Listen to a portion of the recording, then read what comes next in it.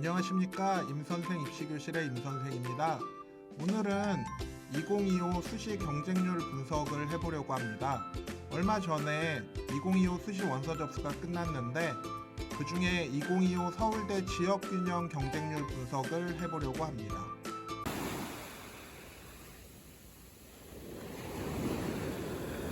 (2025) 서울대 지역균형 전형 경쟁률 분석 관련해서 말씀을 드리려고 하는데, 우선 인문대학의 인문계열의 경우는 전년도와 큰 차이가 없다라고 생각이 들고요. 역사학부의 경우도 전년도와 큰 차이가 없기 때문에 전년도와 비슷한 입결이 나오지 않을까 생각이 듭니다. 물론 경쟁률이 높은데 낮은 입결이 나오는 경우도 있고, 반대로 경쟁률이 낮음에도 불구하고 높은 입결이 나오는 경우가 있지만, 일반적으로는 그 전년도에 비해 경쟁률이 낮아지면 입결도 낮아지는 경향이 있고, 그 전년도에 비해 경쟁률이 높아지면 입결도 높아지는 경향이 있는 게 일반적이기 때문에 그걸 기초로 말씀드린다라고 생각하시면 되실 것 같습니다. 사회과학대학에서는 경제학부가 전년도 대비 경쟁률이 조금 높아졌고, 이 부분은 제가 2025 서울대 수시 폭발 펑크 예측을 할 때 경제학부의 경우는 전년도 대비 인원이 좀 감소했기 때문에 경쟁률이 좀 올라갈 거라고 말씀드렸던 것 같습니다. 사회복지학과의 경우 전년도 입결이 조금 낮은 편이었기 때문에 입결이 상승할 거라고 예상을 했었고, 2025에 전년도 대비 경쟁률이 상승했습니다. 마찬가지로 자연과학대학에서도 2025 서울대 수시 예측에서 지구환경과학부의 입결이 상승할 거라고 예측을 했는데 전년도 대비 경쟁률이 높아졌고, 그 높아진 이유는 앞에서 말씀드린 것처럼 전년도 입결이 조금 낮게 나왔기 때문이라고 보시면 되실 것 같습니다. 공과대학의 경우는 특이사항이 하나 있는데, 컴퓨터공학부가 전년 대비 경쟁률이 조금 낮아졌고, 그 낮아진 경쟁률의 학생들이 산업공학과로 이동한 것으로 추정이 됩니다. 그래서 산업공학과는 전년도 대비 경쟁률이 많이 올라갔다라고 생각이 듭니다. 즉, 컴퓨터공학과의 전년도 입결이 높았지만 컴퓨터공학부의 경우는 선호도도 높은 학과이기 때문에 컴퓨터공학부 지원 시 불합격할 거라고 예상했던 학생들이 산업공학으로 하향 지원했기 때문에 나타난 현상이라고 생각이 듭니다. 건축학과의 경우는 제가 2025 서울대 수시 예측에서 입결이 상승할 거라고 예측을 했고, 그에 따라서 경쟁률이 올라갔다라고 생각이 듭니다. 항공우주공학과의 경우 전년도 입결이 너무 높게 잡혀 있었기 때문에 입결이 하락할 거라고 예측을 했고, 경쟁률이 전년 대비 하락했습니다. 여기서 특이사항은 조선해양공학과가 있는데, 조선해양공학과의 경우 전년도 입결이 조금 낮게 잡혀 있었는데 저는 입결 상승을 예측하지 않았었습니다. 그 이유는 조선해양공학과의 경우 선호도가 조금 떨어지는 학과이기 때문에 계속 낮은 입결이 나올 거라고 생각을 했는데, 조선해양공학과의 경우는 서울대 이름값을 보고 사람들이 지원했을 거라고 생각이 들고, 그로 인해서 전년 대비 경쟁률이 상승했다라고 보시면 되실 것 같습니다. 농경제사회학부의 경우 전년도 입결이 낮게 나왔기 때문에 제가 올해 입결이 상승할 거라고 말씀을 드렸고, 농경제사회학부의 경쟁률이 전년 대비 상승한 것을 볼 수 있습니다. 농업생명과학대학에서 특이사항이 한 가지가 있는데, 특이사항은 제가 응용생물화학부의 경우는 전년도 입결이 너무 높게 잡혀 있었기 때문에 올해 입결이 하락할 거라고 예측을 했었고, 실제로 전년도 대비 경쟁률이 많이 하락을 했습니다.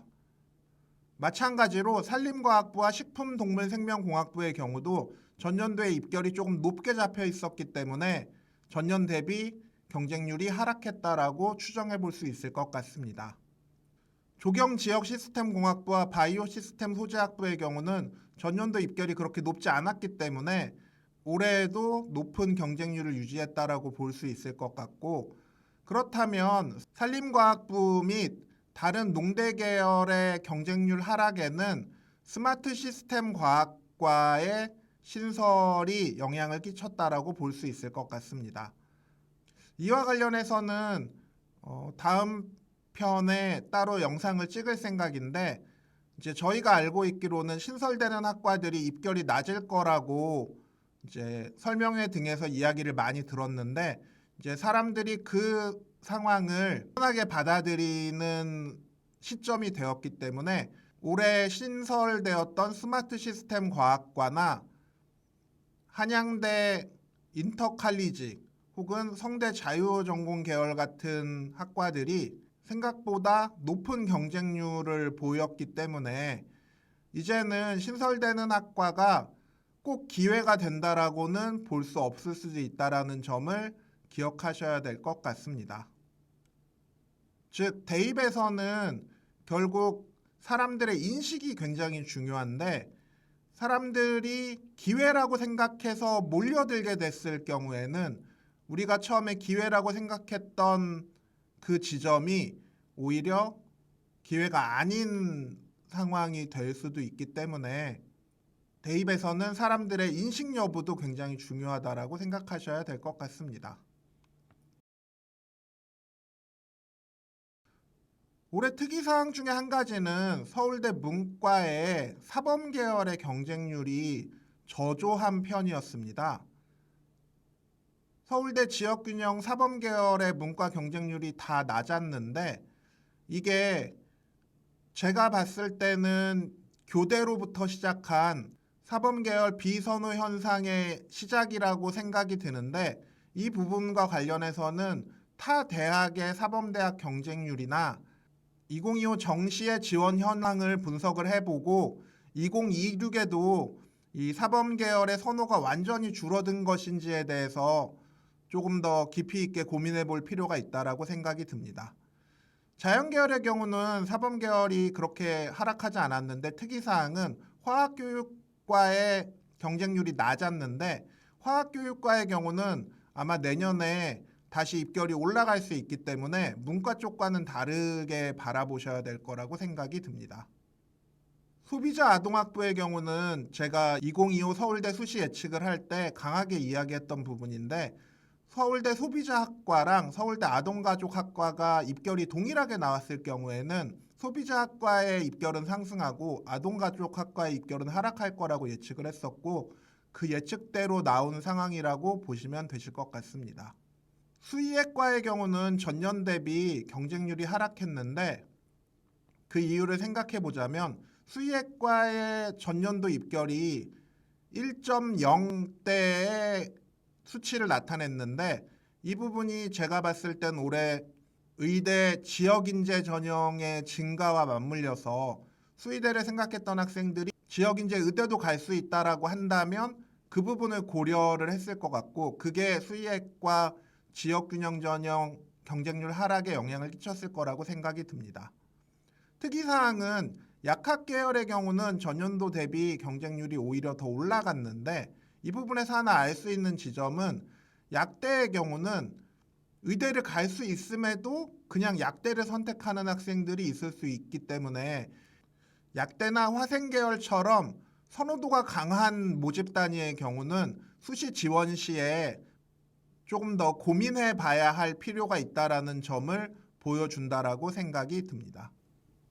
자, 오늘 방송을 세 줄로 요약해 드리자면, 여전히 서울대 직윤에서는 합격을 위해 전년도에 입결 낮은 학과로 하향 지원하는 경향이 있기 때문에 학과 선택에 있어서 유의하셔야 될 필요가 있다라고 생각이 들고, 2016 서울대 직윤을 준비하는 학생들의 경우는 B 플랜을 미리 좀 준비를 하셔야 서울대 수시 직윤 합격에 유리한 고지를 점할 수 있을 거라고 생각이 듭니다.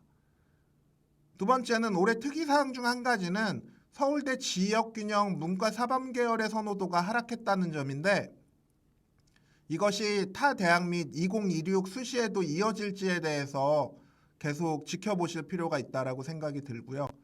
약학 계열이나 화생 계열처럼 선호도가 지속적으로 높은 학과의 경우는 입결에 영향을 받지 않기 때문에 선호도 높은 학과 지원 시에는 유의를 하셔야 되고, 그래서 선호도 높은 학과를 쓰셔야 되는 상황이 된다라고 한다면 꼭 B 플랜을 준비해 놓으셔야 수시 원서를 날리지 않으실 수 있을 거라고 생각이 듭니다. 임선생 입시교실 시청해 주셔서 감사드리고요. 임선생 네이버 카페에 임선생 입시연구소에 더 많은 정보와 입시 자료가 있습니다. 그리고 입시 질문을 하시면 제가 답변을 드리고요. 제가 9월 1일부터 9월 15일까지는 카페 신규 가입을 막아놨었는데 9월 16일부터는 다시 카페 신규 가입이 가능하기 때문에 카페에 가입하셔서 입시 관련 질문을 해주시면 제가 직접 답변을 드리도록 하겠습니다. 다음 시간에도 알찬 입시 정보로 찾아뵐 예정이고요. 타 대학들의 수시 경쟁률 분석이 궁금하시면 임선생 입시연구소 네이버 카페에 들어오시면 제가 순차적으로 업데이트할 예정입니다.